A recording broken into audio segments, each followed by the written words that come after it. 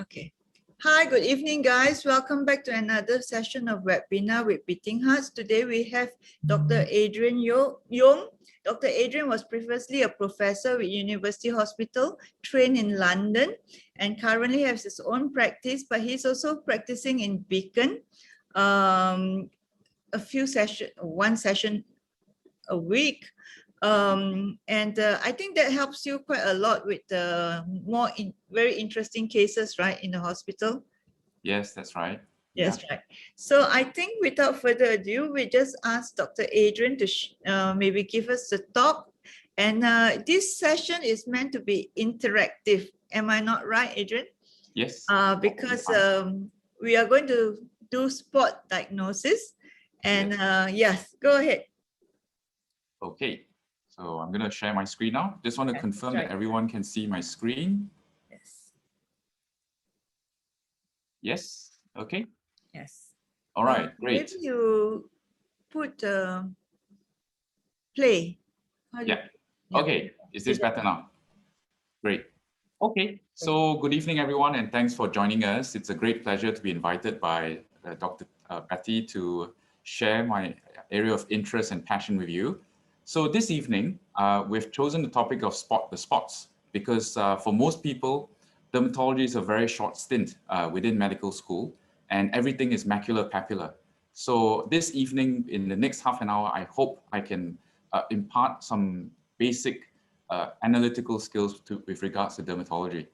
So in the next 30 minutes or so, first of all, we'll do an overall overview of approach to dermatology, how we go through what we see, and we will hopefully come across 9 common conditions, or certain conditions that may look common, but they're not actually that common, and certain other diagnoses that if you have missed, you would certainly be mismanaging the patients until the patient ends up with another doctor who sees it very clearly. So I think the first picture that I'm sure most of us feel whenever we are, especially for those who have done membership exams, and it's a dermatology question or station, and they're looking, oh dear, what is this? And they're looking at the stripes. They think, okay, fine, stripes, it must be a tiger. Spots, it must be a leopard. So as simple as that. But what if you have spots on a zebra body? Is it a Libra or is it a Zephyrd? Okay, so obviously those are made up animals, which is a crossover between the two. But the way to do dermatology is not to just spot the spots, which is a bit of the, a misnomer in a way. Because the way we have to do dermatology is to be as interactive as possible with the patients. You have to know what they do, what they've done, what they have put on their skin, and how it has evolved over time, together with what you see on that day. And hence, picture quizzes over WhatsApp are never a good idea, and try not to do a consultation just with a photo. All right, so the first thing we'd like to cover is stripes and spots. So would anyone like to just volunteer and perhaps go through any of the slides here? You can choose whoever who wants to go first. You can choose number 1 to number 8. Okay, guys. Okay. Yeah, just give them some time. Okay. And for all you know, they can do 1 to 8, all of them. Yes. I can.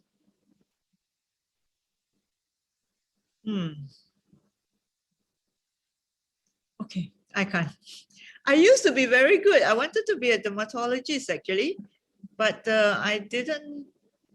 I rather have my adrenaline drive than yeah. Let's see. So Monisha said number 6 is onychomycosis. Okay. Okay. All right. Who else? Anyone else? Okay.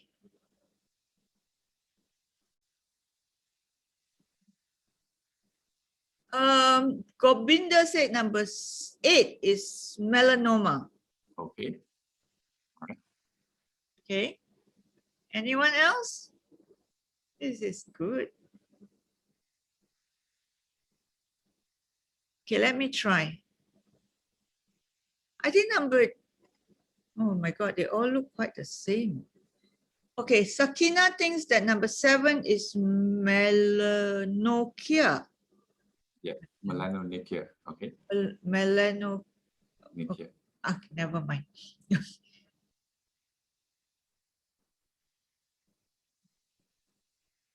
Come on, guys. Okay. Yingzite says number 3 is subungual melanoma. Okay. And Dr. Kaur thinks number 2 is subungual hematoma.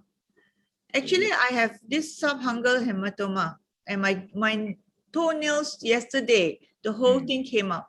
Yeah. Okay.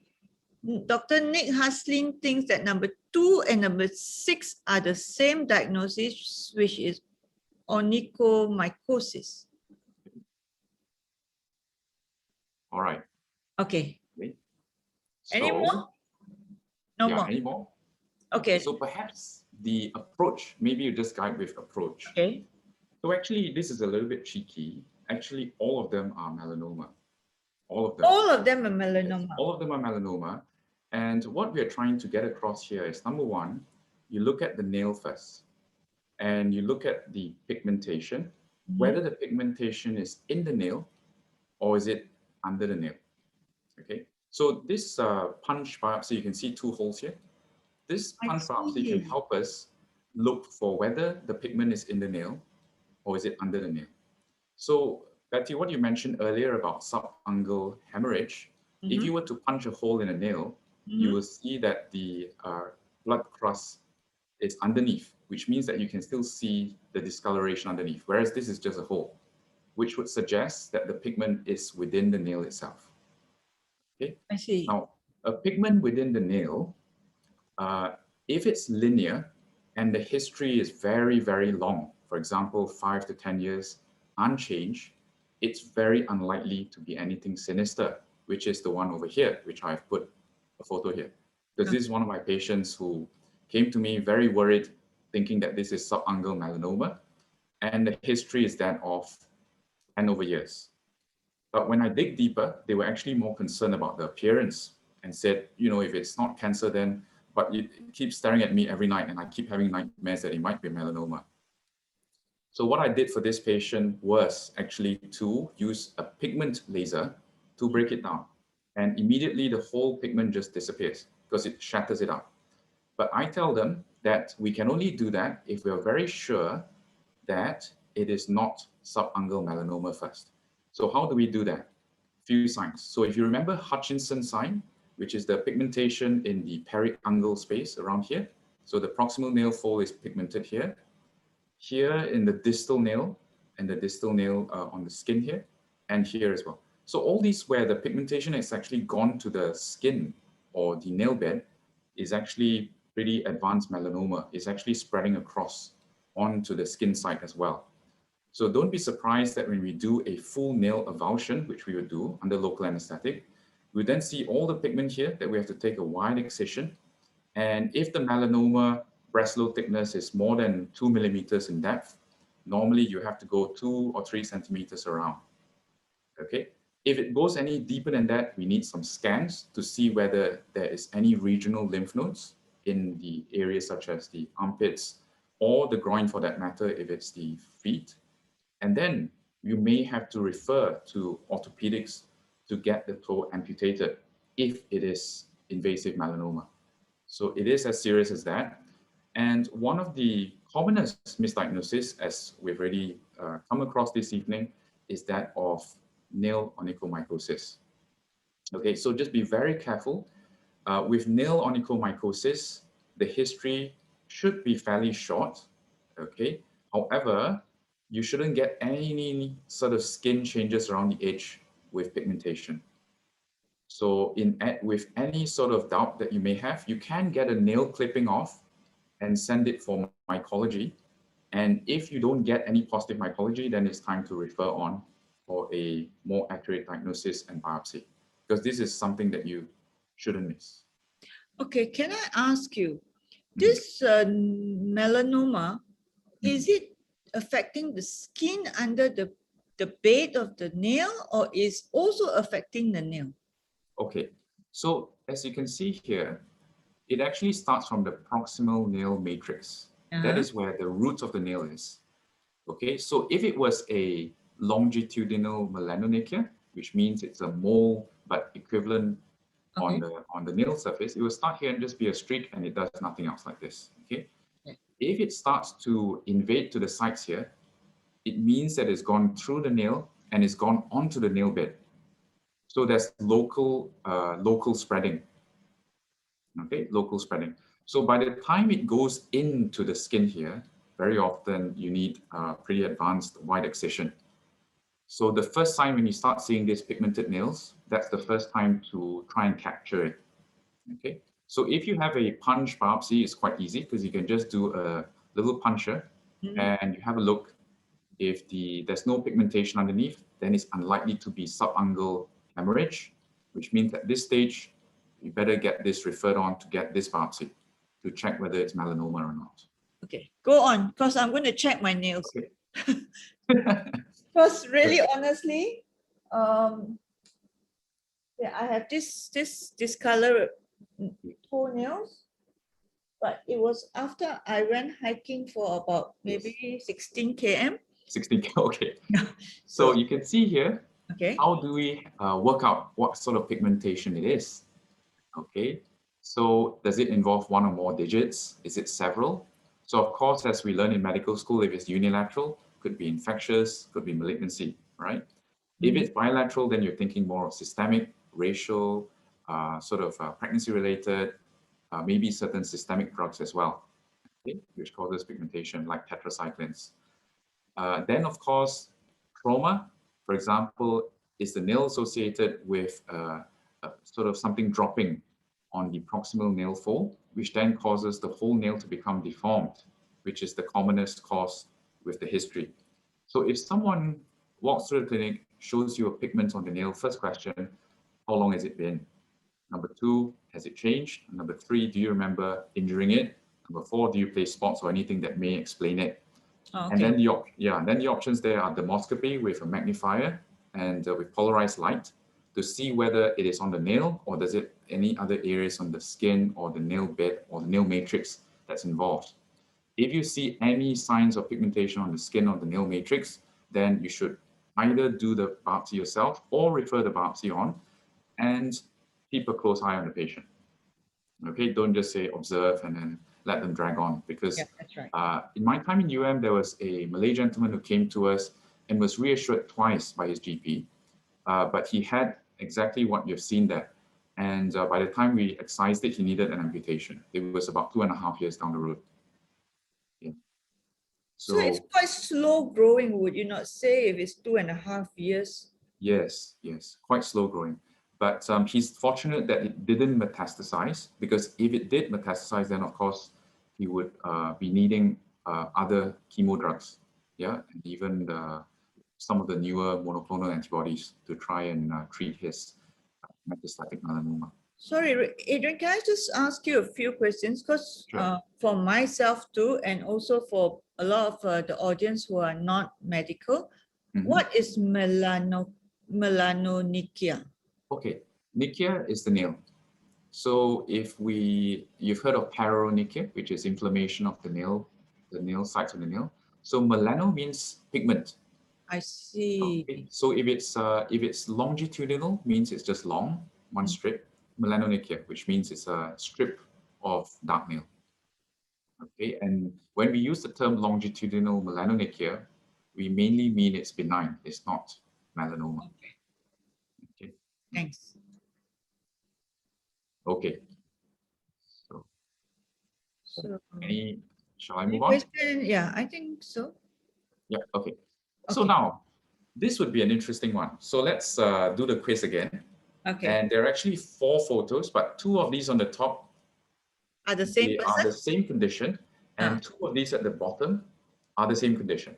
So that will give you a hint as to how I put them side to side to illustrate the difference, but it's a bit tricky. So perhaps the quiz should go like that. What questions would you like to ask the patient if you were to see either one? So you can choose either the top row or the bottom row, and then you can tell. So what in the history would you try to get to come to this diagnosis? First question.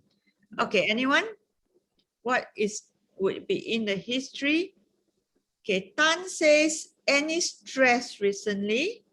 Monisha said onset and duration and any history of scratching. Imala said, is it itchy? Serena said, any contact with any substances? And then Farah says, have you have any history of allergy? Okay, so this Kalai. Okay, and Kalai actually said that all 6 pictures were the same diagnosis, but she got the diagnosis wrong. Okay. Oh dear. Yeah. Remember the 6 pictures of the nails? Yes. Okay. Okay. And then Robin says, feeling after scratching, any insect bite. Okay, Nimala says it looks like typical wheals and flares. Okay. Urticaria. Okay. Good. Okay. Good. Now we come to diagnosis, or do we? Okay. Okay. So let's go Hustin through. Hold on. Dr. Nick Hustin says, any similar episodes before this, or is this the first time? Okay. And Dr. Lim Chuan Long says dermatographism Okay, very at the good. top and urticaria at the bottom. Okay, Very good. Okay, so these 2 pictures here, these are hives or urticaria. Okay. Now that we've established it's urticaria, what is the distinct feature of urticaria that you will have to ask to convince yourself as the doctor that this is definitely urticaria and not systemic lupus, say, or not eczema, for example? What is the precise history that you have to get, that you have to assure yourself that this is urticaria? There is a precipitating factor. Okay. Duration, Serena said. Yes. Okay. Duration is a hint, correct? Go on. Okay, Dr. Lim says that the lesion in itself will disappear within 24 hours. Absolutely. So I think the key question here is very, very important. When you ask most of your patients, does your rash disappear? Is actually not accurate enough, because some patients will be as simple as saying, yes, the rash came out on my arm in the morning, but by afternoon it went to my body. For some people, they will describe it in that way. That is consistent with urticaria. But the mistake that some doctors make would be to ask, does your rash last all day? And they will say, yes, it does, but not in the same areas, you see. I see. So you have to be very specific, because urticaria can move from one place to another. So it might be on the face in the morning, body in the afternoon, feet at night. And they will say, yes, the rash is all day. Okay, now, by definition, urticaria is histamine release within the dermis due to mast cells releasing histamine. Okay. That's why it causes swelling, itching, sometimes burning sensation. Okay, now, urticaria, you have to be very patient, because you typically need about 15-20 minutes at least to figure out in the background what the precipitating factors might be. Okay? So firstly, has it been there for months and months, or is it just been there for 1 or 2 days? Okay. Now, if it's 1 or 2 days, then you need to look at the groups of, for example, number 1, medications. So the top few medications that can cause mast cell instability or release of histamine includes non-steroidal anti-inflammatory drugs, and cough mixtures like codeine, because morphine also causes mast cell instability. I see. Okay? Yeah. So now, so that is the basic thing that we need to understand first. All right. Now, then the urticaria itself can then be divided into acute and chronic. So for acute urticaria, definition is less than 6 weeks. Chronic urticaria, longer than 6 weeks. Okay. Now, if it's chronic urticaria, then the triggers such as food-related becomes a lot less likely, because most people will be able to identify what triggers it and stop doing that to themselves. So when they come to us with chronic urticaria, the yield of an IgE blood test, which is, the whole panel of dust mites, food, seafood, and etc., the yield for a positive result in that case is only 1 or 2%. So it's not the first test that we would jump to, because otherwise the patient will be paying through their nose and not necessarily finding the answer and getting frustrated. Okay. Now, the other way not to approach urticaria is just to say, yes, it's urticaria.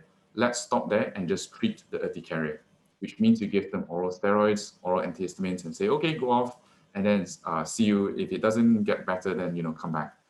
Because that way, you may not be able to identify what the underlying cause is, right? So without the history, if you're just treating the symptoms, for example, and for example, if they have an underlying infection like sinusitis or a tooth abscess, or for example, even H. pylori infection, can cause chronic urticaria.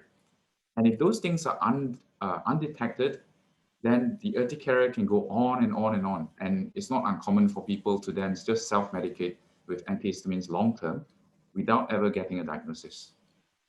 Okay.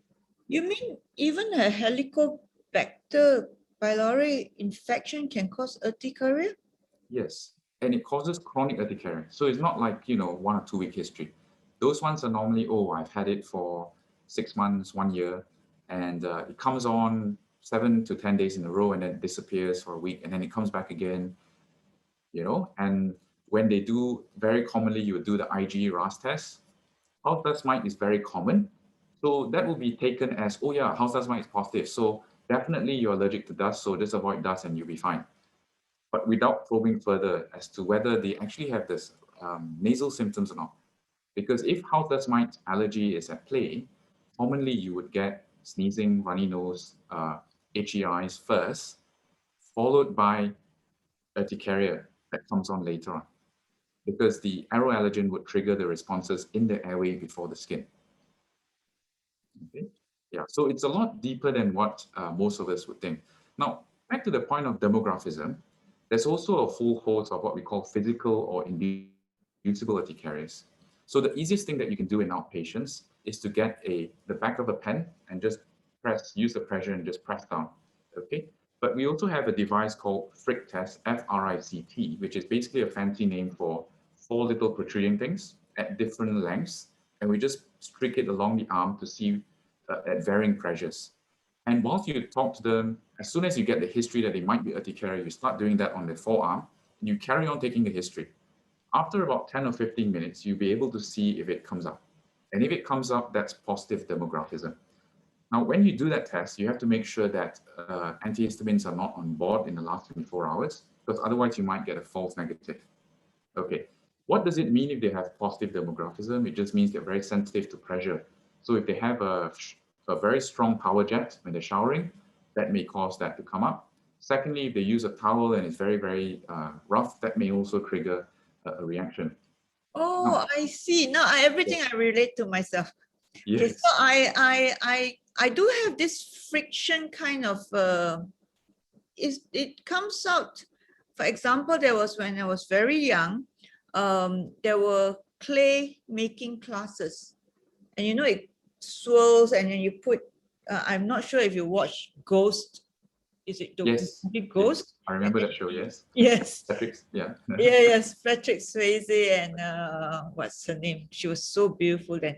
Okay. Demi Moore, yeah. Yes, so she was so beautiful in that movie. So yes, when I do that, I get all my hands become really red and swollen because I think it's the friction, right?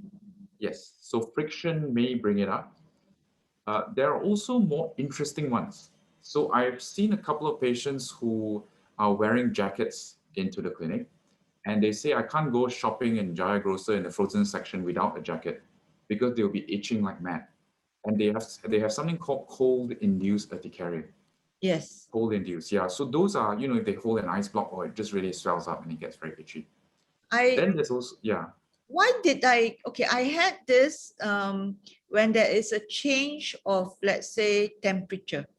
For example, I'm either a cold shower or suddenly a very warm shower. But it just went away. I mean, yes. So yeah, these physical triggers tend to last for a very short time. But if you have a history of those triggers beforehand, and now it's getting more frequent or it's taking less to trigger a reaction, then it's very likely that they're aggravating factors.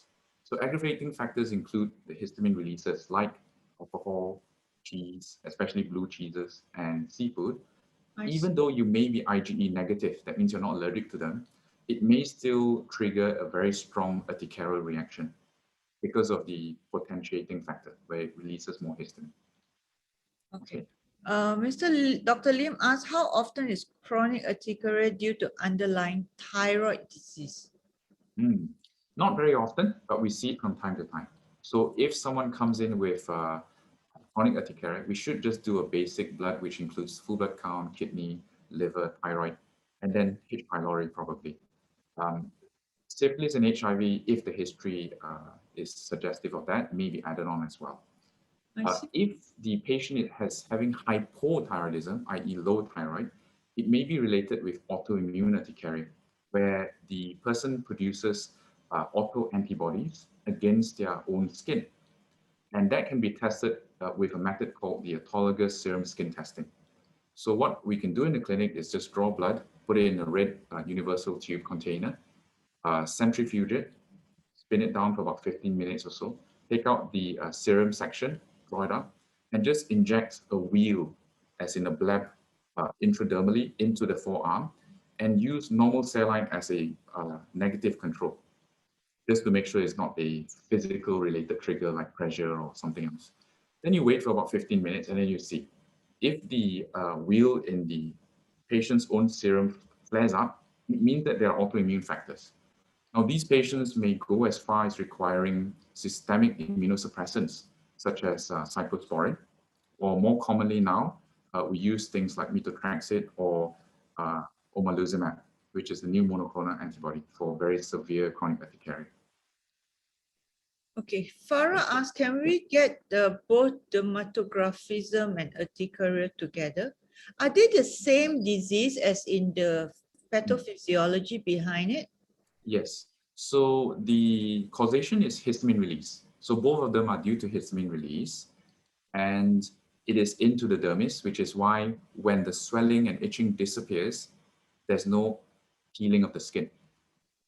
Okay, so the key feature here is there's no epidermal change. It is in the dermis. Yeah, that's why you can see the swelling that then disappears after that completely. Right. Okay. So she asked whether are they both the same? They are both. Can we get both together? Yes. Yes, certainly. You can get both together. Correct. And it's very common that if you have physical urticaria to start with, when you have other forms of urticaria coming up, it confuses the picture a lot. So a lot of people will think, oh, you know, this was a different pattern from now. So one of the confusing parts are some patients get palms and sole itching and swelling at the end of the day, and they think that, oh, you know, my liver is failing or something else. And actually, when you get a history of urticaria in the background, you then realize that they actually have delayed pressure urticaria. So the next question you ask is, do you sometimes get it around where your bra strap is that's very tight, or your bag, which has a very narrow kind of a carrier band, which puts pressure on the area?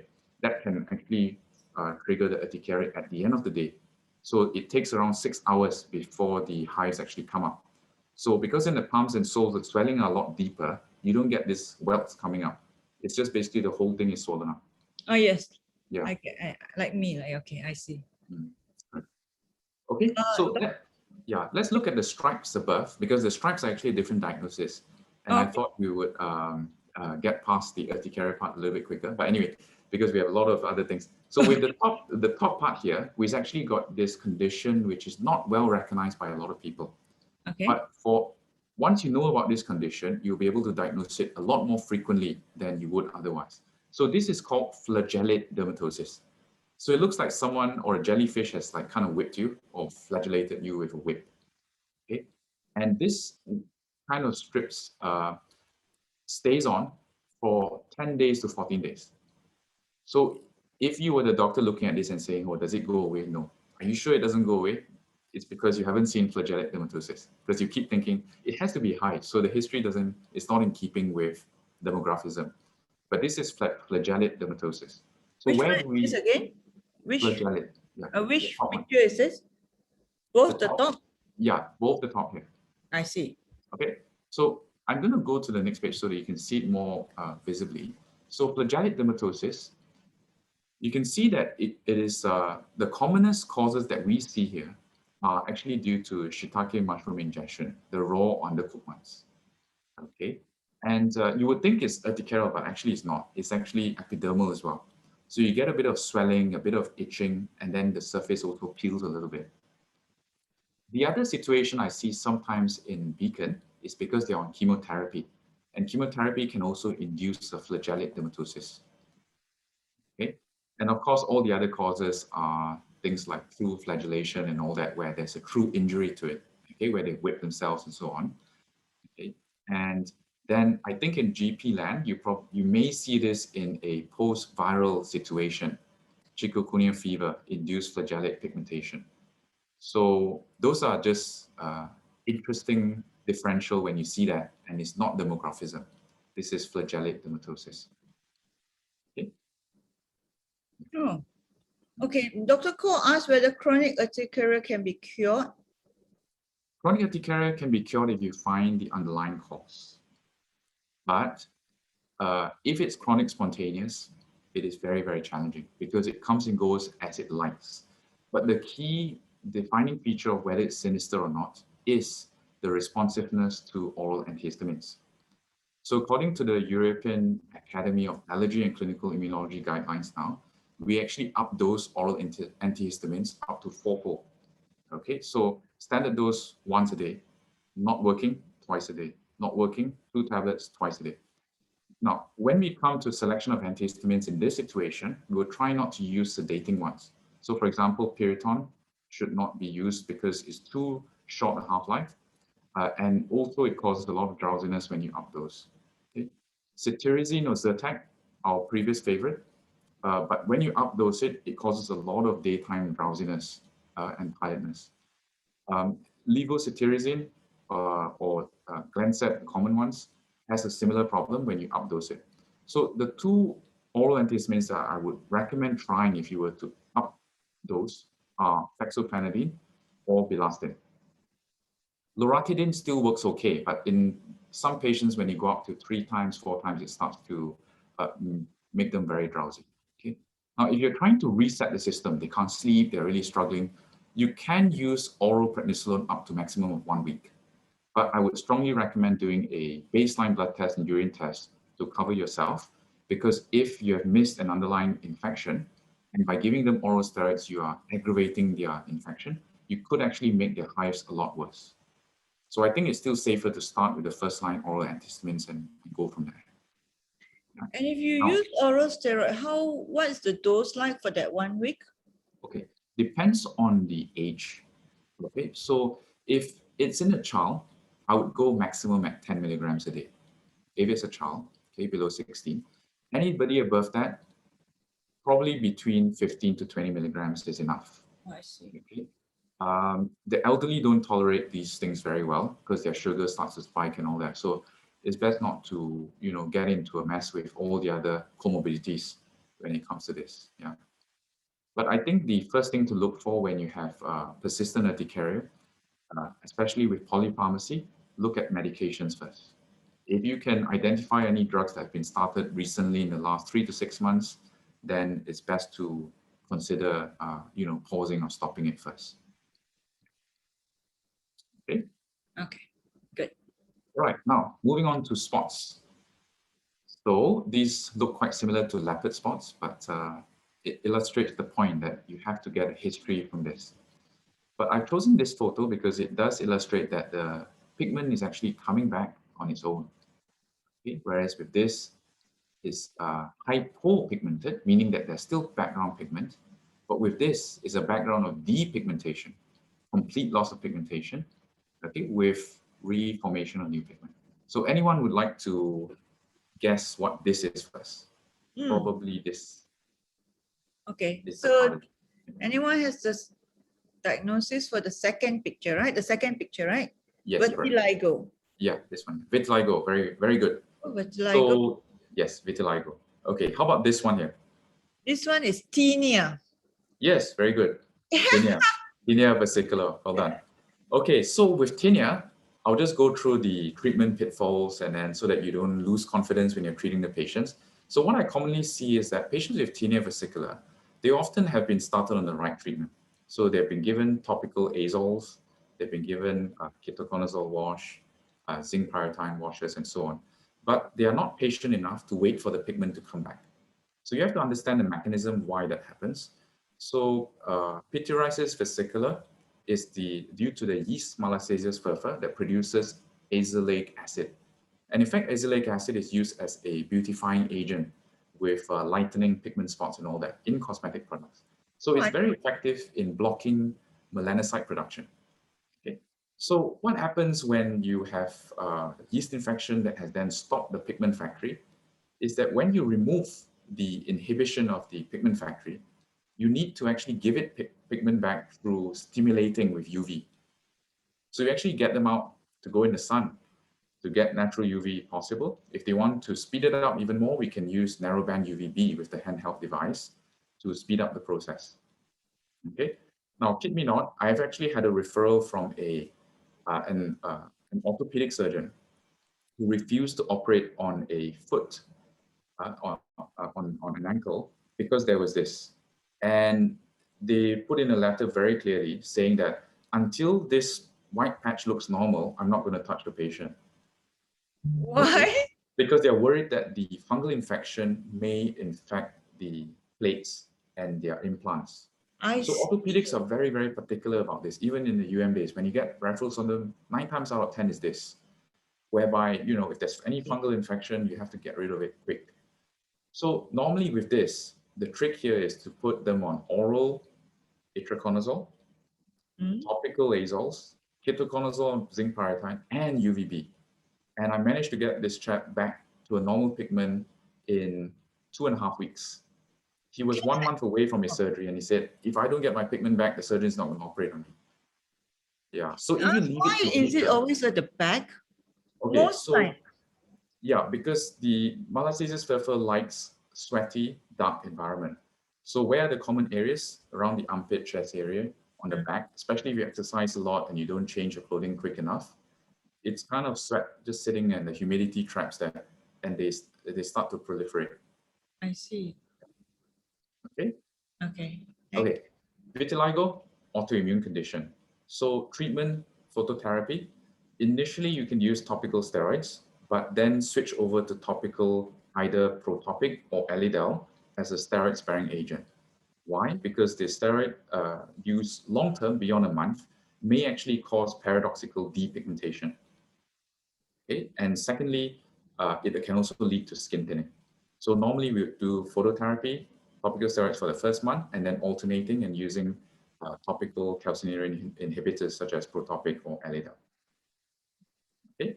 Yeah. Other associations, autoimmune conditions like pernicious anemia, alopecia areata, thyroid hypothyroidism. So those things need to be looked out for if there are symptoms. Okay. So this vitiligo, the discoloration we can get the pigmentation back. Yes, we can.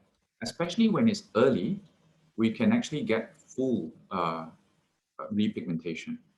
But if it's rapidly progressive, we actually start them on strong immunosuppressants, things like methotrexate. But would the pigment be how you call it, even? Good question. Yeah. So when we first start using phototherapy, there might be a bit of overshoot where it gets darker in some areas and it remains spotty in some areas. But with time, the color will even out. Oh. So it does take a while. Yeah, the timing maybe 6 to 9 months for everything to clear out. In some situations, we've also tried pigment cell transfer, where we actually take a punch biopsy of the hair root stem cell and culture the melanocytes, and then make it into a gel form and inject it back into the laser abraded area to let the pigment repopulate the sites. Wow. Yeah. So there are a lot of things that can be done. It's just whether we want to, invest in it, so to speak, because these things are not cheap. Okay, we have some question. Monisha asked how long to treat tinea with griseofulvin. I would say that probably 2 weeks is more than enough. And normally I would suggest using topicals and washes first. Because if you're using oral systemics, things can go wrong in terms of liver toxicity, systemic side effects with rashes and so on. So it's best to start with topicals first, and only if it does not respond after 3 to 4 weeks. And the way you look at response is not about the color, it's the scaling. Okay, so the scales will tell you that it is still active. Whereas if the scaling is gone and it's just pale colored and the color is coming back, just tell them to go, more in the sun, perhaps swimming or something, and the color will start to come back more evenly. During MCO, they probably have to sit in their back garden, maybe for half an hour in the morning and then half an hour in the evening, just to try to get the color back quickly. Okay, Ying ZK asks, how do we differentiate between Piterasis Elba and Piterasis Versicol color? Okay, very good. So this is coming to our next, sort of table here. So the key thing is Piterasis alba is very commonly post eczema on the cheeks, very common in young children, not due to fungus. So therefore, this potassium hydroxide examination, where you take a little scraping, you put the potassium hydroxide on a glass slide and have a look at the microscope, it will be only positive in tinea because that's the yeast infection, whereas it's negative in Piterasis alba and vitiligo. Secondly, you can look using the wood slam. Okay, but wood slam, very difficult to differentiate between the two, but it's very helpful for vitiligo because with wood slam, you'll start to see it glowing, It's like having those teeth in the dark in a ghost house. When you put a UV light on, you can see the white kind of area. So with vitiligo, it's very, very clear, okay? The scales do define it quite well. So if it's very powdery, then it's more likely to be Piterasis versicolor. Okay. Now, these fine scales here is more to do with eczema and is more to do with the history. So you would ask the patient whether they've had any redness or inflammation on the cheeks before it became white, right? Okay. So somebody asked, if vitiligo affecting peripheries and face, can it be cured as well? Okay. So vitiligo, from my experience, the two sites which are not very curable, so to speak, are the perioral and the acral sites. So those sites are very, very, very stubborn. No matter how you beam them, you use topicals, it doesn't seem to want to come back. The ones around the eyes, surprisingly, works very well. I can get them to come back within 6 weeks or so. The phototherapy protocol is once every week and with escalating doses. All right. So it is curable for some, but for some, unfortunately, it can be quite persistent. Now, the history here is very important. So if you look at a generalized vitiligo, so about 60–70% of their body surface area has been depigmented, then the expectation should be managed. Don't give them false hopes that, this can be treated well and so on. It's better to counsel them and to let them come to terms with it. If you have a localized vitiligo, like a young child coming in, and you have a white patch just around the eye area, and it could be nothing else, then there is reason to be optimistic because those normally respond very well, especially within the first 6 months. The longer vitiligo has been around for, let's say 5 or 10 years and beyond, the less responsive they become because the melanocytes or pigment producing cells are already completely obliterated over there. Yeah. I see. Very interesting. Okay, we better go on because we only seen three slides. Yes, okay, let's move on. So I would go through it so that we can cover more ground because there'll be more slides to go through. So the first thing, I think most people get very nervous when they look at these scaly things. Is it skin cancer or is it not? They look the same, they're all black in color.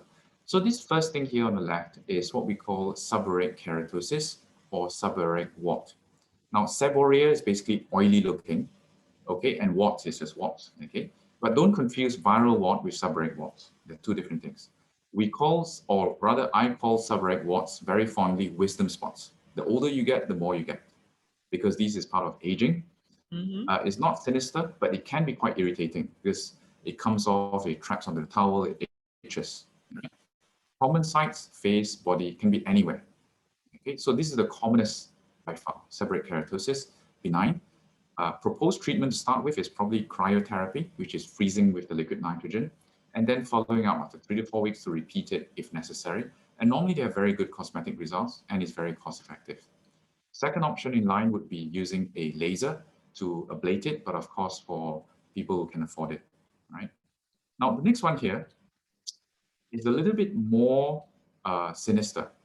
So if you look at it very carefully, it's got this pearl-like raised 3D, very shiny appearance, and it's on the nose, and it is stuck down. So if you to put your finger on it and try to move it, it's really stuck down.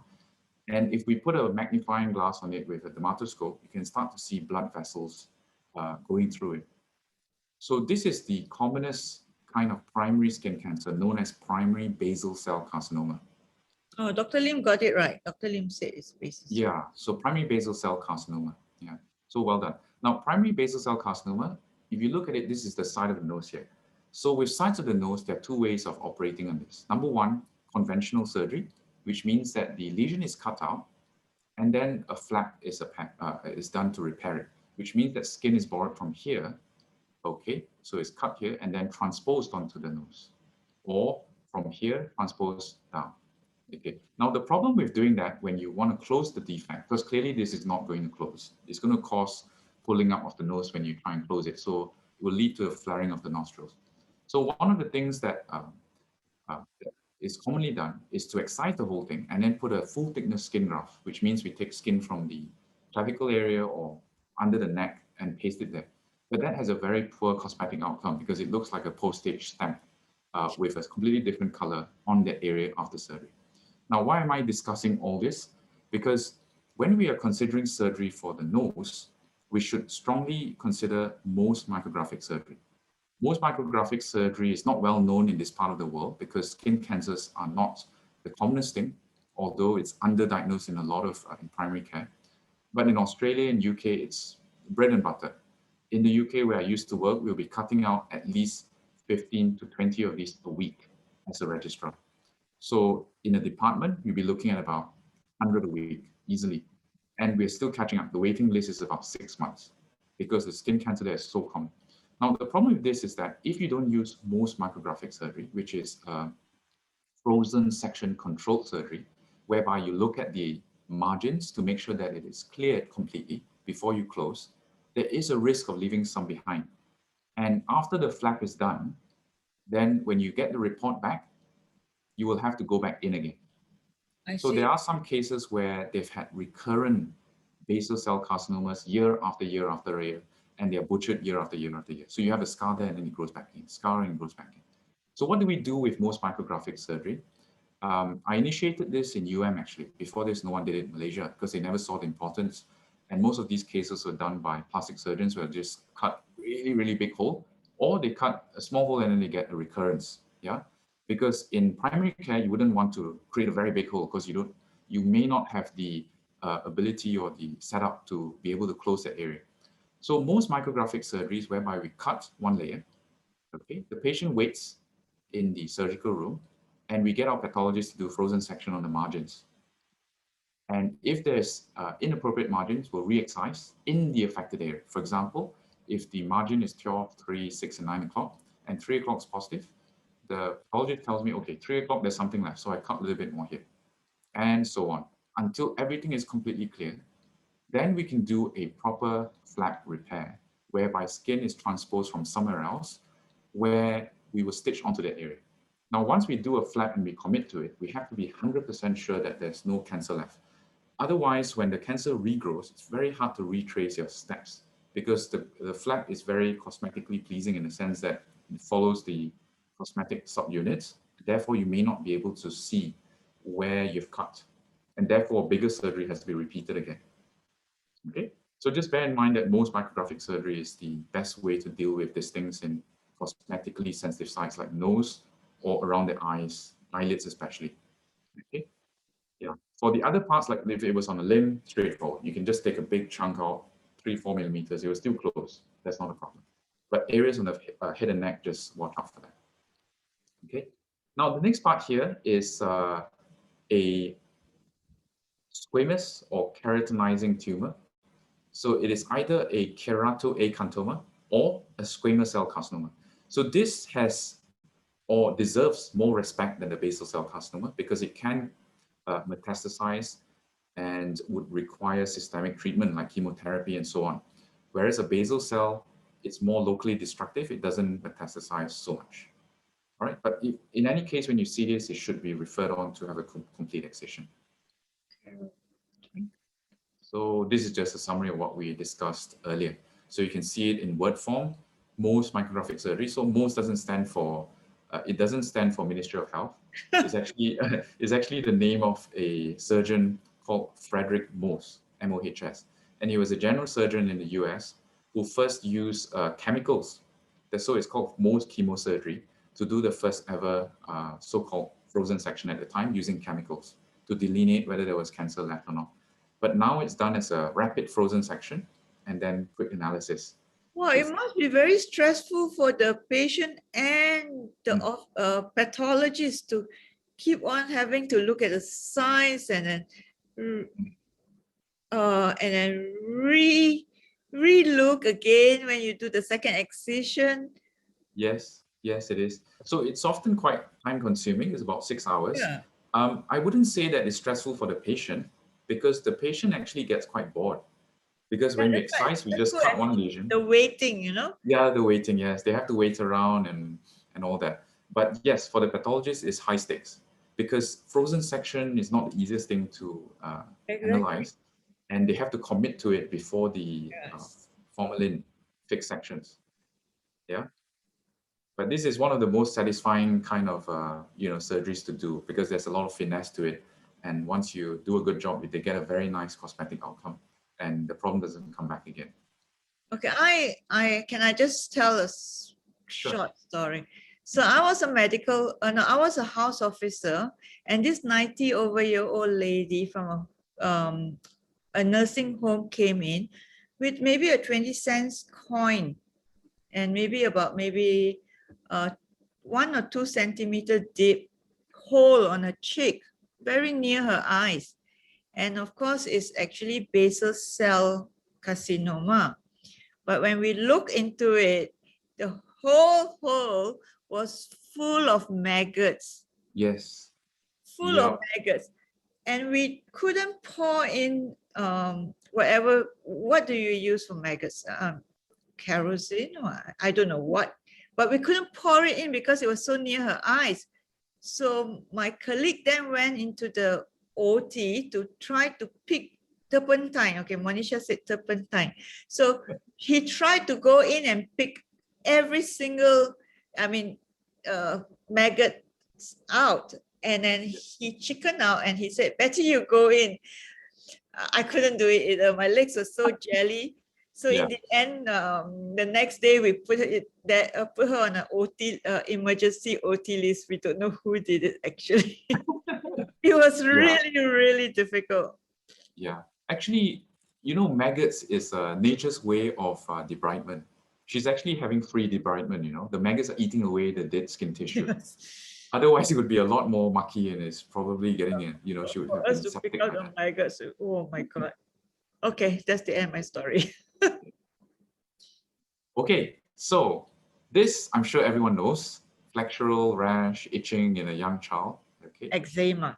Eczema, yes, atopic eczema. So atopic march, allergic rhinitis, atopic eczema, and then asthma. Okay. So now the one on the right here is the one important that's not to miss. So if someone has a rash all over the body and you can't figure out, the next place you should look is the palms, because the palms will narrow your differential quite a bit.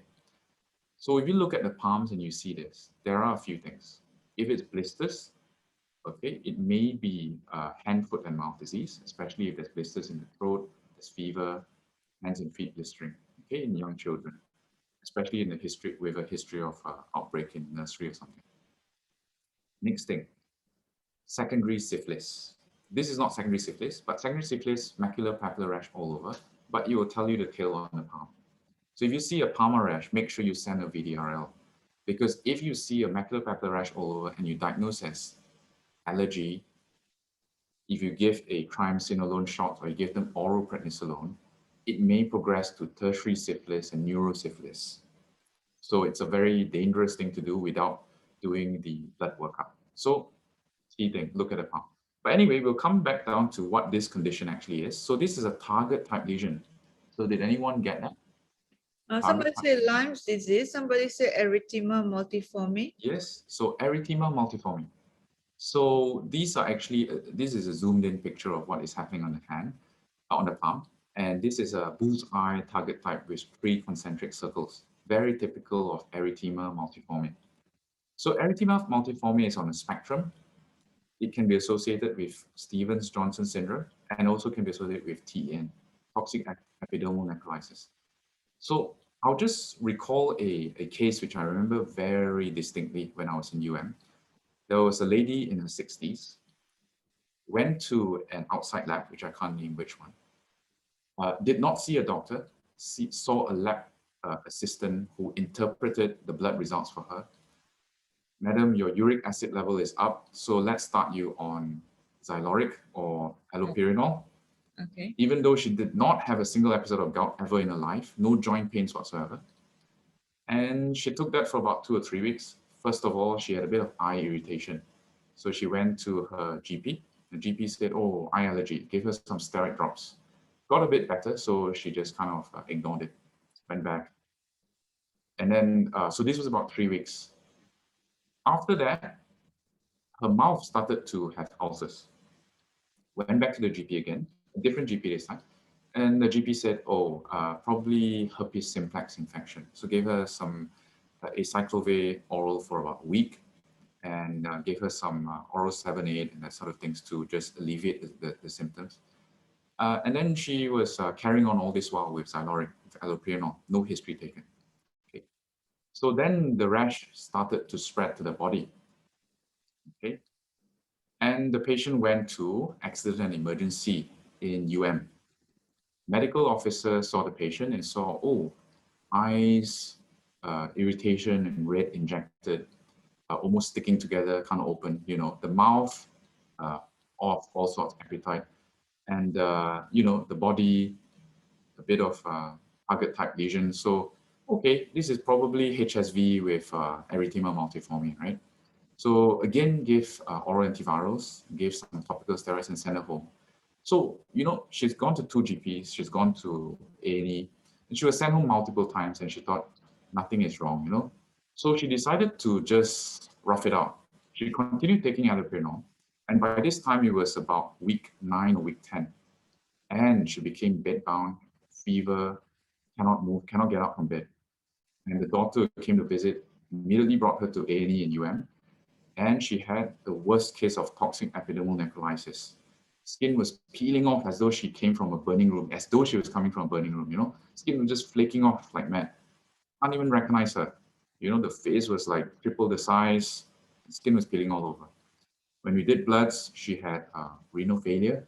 Oh she my had, God. Yeah, she had to go on, you know, dialysis.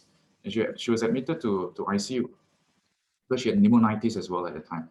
So in the end, she spent about 2.5 months in ICU, came out to the general ward and never got back on her feet. She never got back on her feet. And, you know, the story here is to take a drug history. And if anything that is, you know, disturbing the eyes or the mouth, always think of Stevens-Johnson's first. You will never regret that, because if you miss allopurinol or for that matter, certain anti-epileptic drugs, you know, then it is persistent. Because you see, with oral antibiotics, it's very short-lived. Normally, you take it for a week or 2 weeks, so the reaction stops there. But things like Xyloric, allopurinol, anti-epileptics, they keep taking it if you don't tell them to stop it. And this can lead to very, very severe cases. So it's just a thing to share so that everyone is aware of it. Yeah. Okay. Okay, I got stories to tell, but go Sure. ahead, go ahead. Okay. Yeah, there's a few more slides. Yeah. Okay, so this one here, I think is quite clear. We talked about it earlier on, HSV1 or herpes simplex virus. Now, HSV1 normally isolated from the lips, HSV2 normally isolated from the genitals, but with new sexual practices, it crosses over now. So sometimes you see HSV2 on the mouth, HSV1 in the genital area. Okay, But with all intents and purposes, you treat it as herpes simplex. So you start with oral antivirals. Now, topical Zovirax is not that effective because oral antivirals actually work on the basis of inhibiting DNA synthesis of the virus and stop replication. Okay, but if you have secondary impetigo, like crusting and all that, you'll probably need topical fusidin or even oral antibiotics to stop it. Okay? Now, the kind of cousin condition here is quite easy to spot here, but this is spot the spots, right? So of course, it has to be something quite obvious for you to see. Yes. But what I can sometimes sense that there are some cases that have been missed as zoster, especially around the head and neck area. So where they get disturbance around the forehead and eyes, they're misdiagnosed as cluster headaches or some migraine episode 3 days before the blisters come up. So can't fault you because basically you don't have any blisters to go with, and all you have is a patient saying it's very painful around there. When you look at the skin, it's completely normal. So you're going to start thinking, yeah, it's probably migraine, probably cluster headache or whatever. So you send them off, and then 3 days later, they develop the blister. And then they think, oh my, the doctor missed herpes zoster. And now my eyesight might be threatened because it can cause scarring in the eyes. So every time when you can remember an invisible pain, meaning a pain that cannot be explained in a dermatomal distribution, think of zoster. Tell the patient you're thinking of zoster, cover prophylactically with acyclovir, because there's very little harm that can come from it, besides the rare side effect of crystallization in the kidneys. So all you have to tell them is just drink lots of water, cover for zoster, and you can save a lot of long-term complications. Because when they're diagnosed late, by the time they have this, they often have persistent neuropathic pain that requires pregabalin or gabapentin to control the chronic discomfort after. Okay? So take-home point is just to consider zoster when it's an invisible pain, especially in the first 3 days. The other hints you can get is when patients say that they are feeling fluid, kind of flu-like symptoms, a bit tired, maybe mild fever, some sort of prodromal symptoms, and that would be very supportive of herpes zoster coming on. Okay. Sorry, Adrian, can I ask you? I just recently saw a patient who was diagnosed to have herpes zoster, and I think the diagnosis is very correct because of the distribution. But the blisters are still there after about 6 weeks. Then that is very unlikely to be herpes zoster. Because because blisters basically means that the skin cells have died off and the cells have just leaked out their cytoplasm, right? So all the fluid and everything is just under the skin. So blistering conditions, there are a lot of differential. It can be a burn, physical trauma, burn, chemical burns.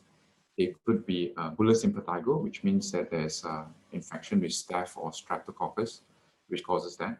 Then, of course, you have to consider localized bullous pemphigoid. Okay, bullous pemphigoid, where there are persisting tense blisters, which are very itchy. Okay? And of course, sometimes it can be as simple as just a plaster allergy that is not diagnosed, and they keep putting the same plaster there, and it just forms a blister that's bigger and bigger each time. Okay, yeah. So 6-week history of herpes zoster unheard of, because by that time it would have popped. So I think you have to revisit the diagnosis. Because this lady was referred to me for an echo. She has underlying cancer. I can't recall the thing, but she told me that she was diagnosed with herpes zoster, and then because the site is where I was going to put my probe on, you see. Okay. So I was like thinking, I'm so sorry, how long have you had this? She said it was diagnosed about 6 weeks ago. I said, well, how come you're still having blisters? Yeah, very unusual. Yeah. Now, but in the immunocompromised, you do see very odd clinical patterns. So sometimes there's no pain at all, but you see this ulceration that comes up in the V1 periocular area, dermatomal V1, and there's no pain, nothing, but it's just ulceration. But when you give them high enough doses of acyclovir or valacyclovir, then it responds. So if it's a chemo patient, possibly it is coming and going, kind of almost becoming a chronic zoster infection, possibly, where it was treated and then it came back because her immune system is just so suppressed. I see. Okay. That's possible too. Okay. Yeah. Okay. Now, this is a very common thing I think all of us would know from afar. But the reason why I brought these pictures in is to just remind ourselves not to overuse topical steroids blindly. It's not always our fault. Sometimes it's the patient's fault because they think that they can just Google it and go to the pharmacy and ask for a medication and they get given a steroid combination. And so tinea infection can become very complicated when there's steroid in the mix because it causes local immunosuppression, which then causes the tinea to go into the deep parts of the hair follicles. When that happens, you need systemic oral antifungals for long periods. The other category of patients where I've seen long-term itraconazole required are those with the kind of animal fungus, yeah, carrions or the kind of animal dermatophyte infections from their hamsters, from their pets. Those are incredibly resistant. They just, they won't go off very easily, you know. The normal fungal infection between the toes normally takes maybe a week or 2 weeks, you start seeing clinical improvement. But some on the body and the arms from animal fungus, it can last for as long as 4 to 6 weeks and is highly infectious. So normally when one member of the family gets it, it spreads to the husband, spreads to the kids, spreads to everybody, you know, so it gets passed back and forth. So you have to treat the whole family as one, right? So tinea infection, I think it's just basics, topical azoles or topical terbinafine. If treated with topical steroids, it would lead to spreading. And especially if you abuse, so-called abuse or overuse steroids in the groin area, by the time you examine the patient, you see striae, you know at least they've been using it for at least 2 months or 3 months. Recurrent cases are often due to diabetes and immunosuppression, and of course, sweaty areas. So for overweight patients, areas under the breast, in the groin area tend to be very resistant. They keep coming back because of the local factors. So for those, you can consider using ketoconazole powder to put underneath as a prophylaxis to prevent it from coming back. And then finally, if it's a non-responsive tinea infection, it might well be erythema, which is actually a bacterial infection. So if something doesn't respond to antifungals, take a bacterial swab from the area and just wait for the culture. Most of these will respond to things like oral clarithromycin or topical clindamycin.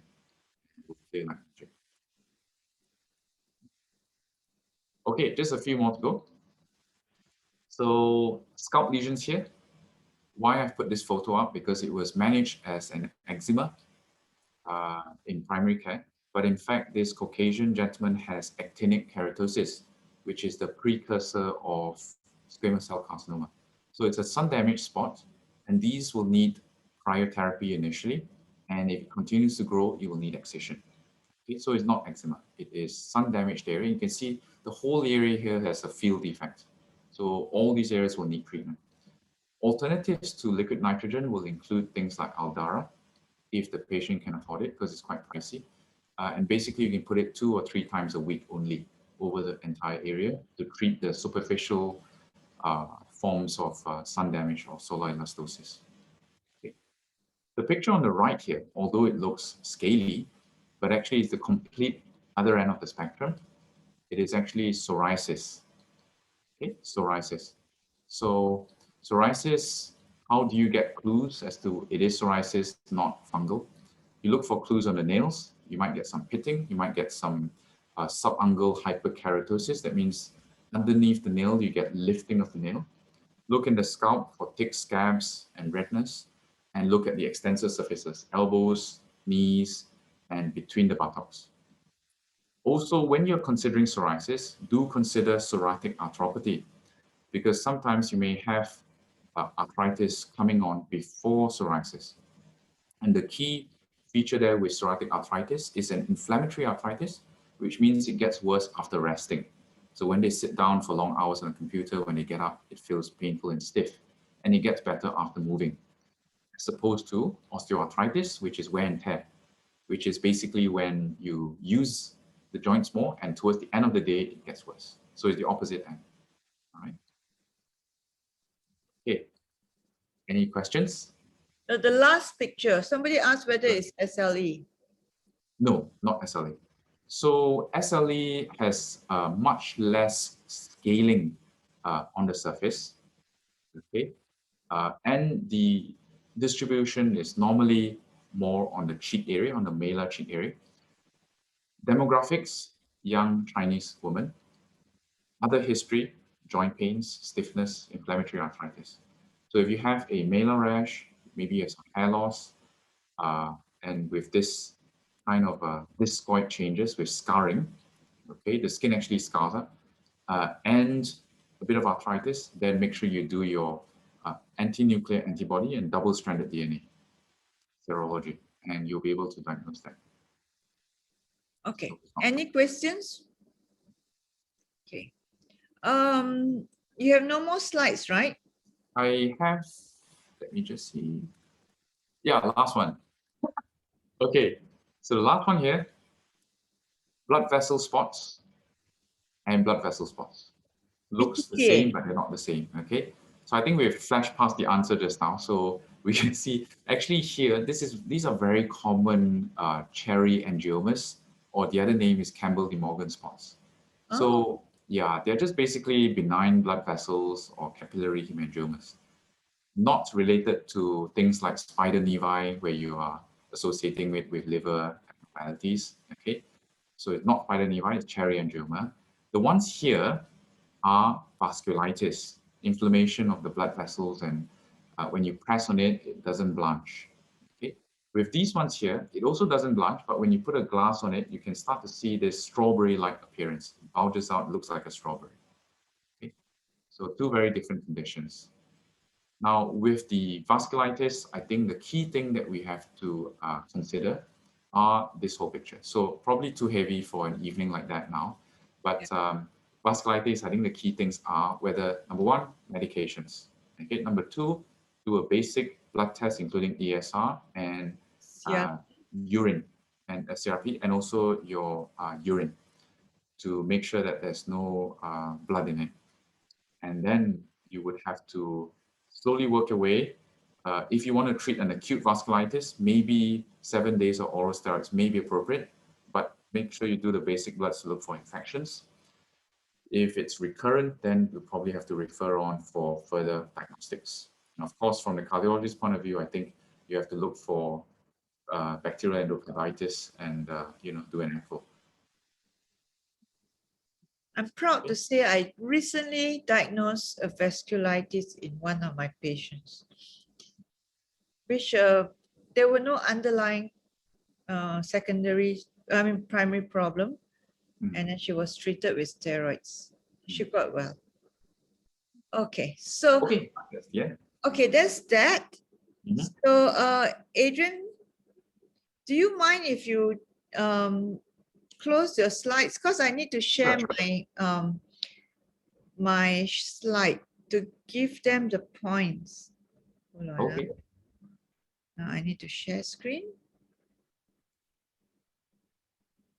Okay. Share. Where is my? Okay. So this is okay. Basically, if you want to actually scan this, go to your app, which is the MMA event app, but you must be watching on a laptop and scanning with your handphone. You can't be watching on your handphone and try to scan it. So Adrian, you can also scan it to get 1 point. Okay. And then eventually you will also be given 5 points for this. So if there's any question, please. Okay, come, let me see if there's any questions. So, oh no, so far, no one has any questions. Okay, now, if there's for any reason at all you can't scan, okay, please message me with your name, your IC number, your MMC number, and also your email address. We will do it manually, and please do it by this Friday, after which we won't entertain anyone else. Anyone with any question, please? So, okay. Sounds like you were so enlightening. No one has any questions to ask. Okay. So with that, I'll just give you a moment. Okay, somebody asked, Serena asked, how long is the treatment for erythema? Is it? What's erythema, please? Yeah, so erythema is actually a bacterial infection affecting the groin very commonly, sometimes the armpits as well. And oral antibiotics for 10 days would suffice normally. So I normally use a combination, oral clarithromycin and then topical clindamycin in the form of T3-mycin or Topicil. And that often clears the area. But before you embark on that, it's probably a good idea to take a swab so that you can prove that that is the case. But the first line treatment is always consider fungal first. So if topical antifungal doesn't work, then oral antifungal and then possibly swab. How is it that they all like to combine almost a lot of the either the ointment or the cream with both antifungal and steroid? Yes. Now, the main reason historically for this is because patients always request for something that helps with the itch quickly. Okay. And so, with topical steroid use with antifungals, it also removes the possibility of irritant eczema from the excipients. So, because most antifungal creams will either have sodium benzoate or parabens or some sort of alcohol base as a preservative, right? So when you have a mild topical steroid associated with that, that removes that possibility of irritant and improves the compliance. But the problem is, you may get, a more resistant treatment because the topical steroid is actually inhibiting recovery. Okay, now the questions are coming in, and there are a lot. Do you mind taking them? Yeah, sure, no problems. I can see that on the. Yeah, so we start with Ashwin Yu first. Would you like to? I would like just to ask about seborrheic dermatitis. Is it curable? Now, seborrheic dermatitis, there are two components. One, yeast overgrowth. Number two, skin barrier impairment. The two go hand in hand. And the third one is normally excessive oil production. So yeast infection, easy to cure because you can use topical azoles, ketoconazole shampoo as prevention. For the barrier, you need to use an appropriate moisturizer so that it doesn't get impaired, meaning that it doesn't break down and cause the yeast infection to come in secondarily. If it's still very persistent, normally I would use oral isotretinoin, which is a sebaceous gland overactivity controller to stop the oil secretion, and that normally controls it quite well. But because isotretinoin is teratogenic, it is normally only prescribable under a dermatology license. Okay, Charlene asked whether our question will still be answered in YouTube. Should we have any questions? No, Charlene, sorry. The YouTube is actually basically just me sharing my recording. So none of the speakers will answer your questions. Yeah, but you can always email or contact Dr. Adrian, I'm sure, for any questions. And then Cheng Huat asked, what is the treatment for Piterasis rosea? Okay, yeah. So I'll go through the questions one by one. So Piterasis rosea, just to give a crash course of what this is, it's basically a immune system reaction. Typical history, Herald patch, that means one big red patch anywhere on the chest to start with. 2 or 3 days later, typical in the textbook is a Christmas tree appearance where it fills up the whole back. But in reality, it tends to be more diffuse and that it doesn't just occur on the back. And typically it requires phototherapy treatment, topical steroids, and sometimes even oral steroids. But because Piterasis rosea can mimic or be a condition that looks like syphilis, normally just do a full blood count, kidney, liver, VDRL first, and just make sure there's no underlying infection. Get a history, whether the patient has been well, whether there's any family history of psoriasis, because gutted psoriasis can also look a little bit like that initially. And typically, pityriasis rosea will take around 4 to 6 weeks to treat completely. If you leave them alone, it may last for as long as 6 months or 9 months, by which time the patient gets really frustrated because they're very embarrassed by their appearance. Okay? But if the patient asks you whether it's harmful, no, it's not harmful at all. Now, the other thing that can mimic pityriasis rosea, there are a whole host of other what we call piteraisiform rashes. Okay, so piteraisiform rashes, there's another condition called Piterasis lichenoides chronica, which can be diagnosed on biopsy. Again, it's mainly due to an immune system reaction. Nobody knows really what really triggers it off, although some infections have been suggested. And these will require long-term immunosuppressants plus phototherapy.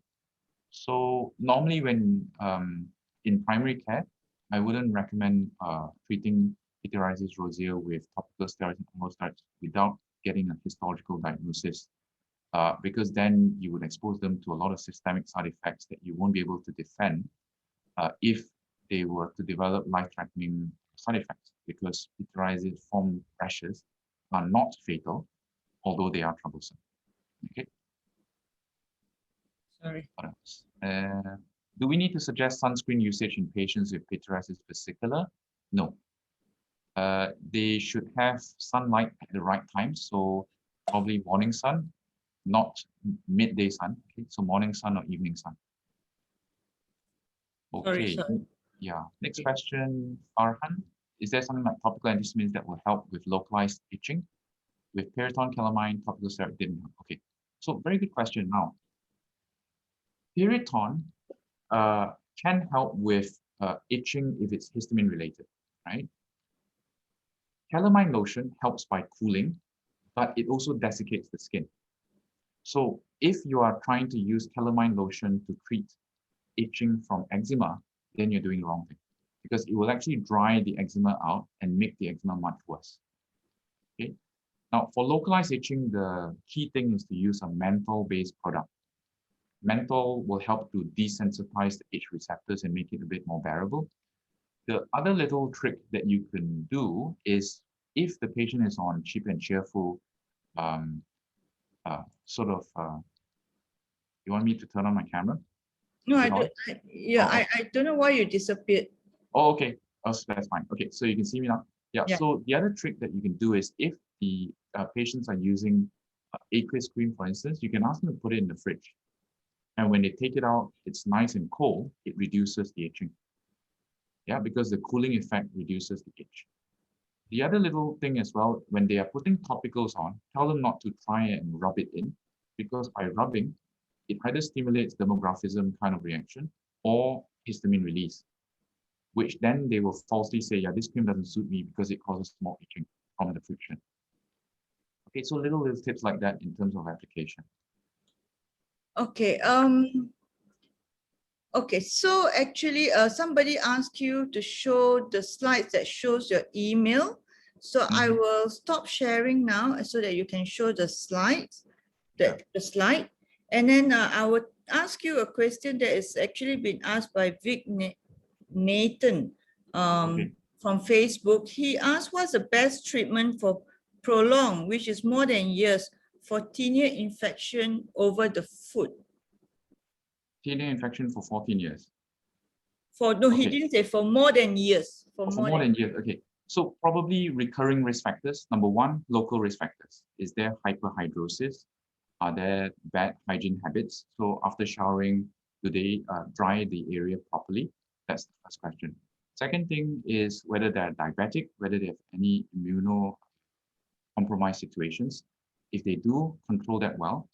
Thirdly, prophylaxis for fungus includes candid things like, clotrimazole or ketoconazole powder.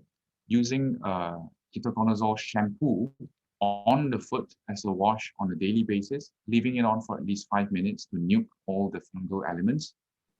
Topical azoles can be used also when the area is dry, but if it's very, very wet and weepy, probably there's secondary bacterial infection, which means that you need some desiccating substances like potassium permanganate diluted 1 in 10,000 and rolled onto gauze, wet gauze, and put it between the toes to try and draw out the fluid from those areas. Okay. Okay. I think we won't, we'll stop here. We've spoken for 1.5 hours, which is probably one of our longest talk. And I'm so sorry, I'm not going to admit anyone now just because they want to come in to get that CPD point. And Miss Dr. Sim Van Den, sorry that you missed the initial talk, but we always start on time. We start at 9 o'clock every Wednesday. So yes, this is a record. This has been recorded, so I will upload it on YouTube. You can watch it there. But watching on YouTube, there won't be any CPD points. And again, if you couldn't scan it, please send us your name, IC number, MMC number, and your email. And please join us at our medical forum on Telegram. And then tell me that you can't, I'll tell you how to do it. Okay, thank you so much, Adrian. It was really, really an interesting talk. I really, really enjoyed myself.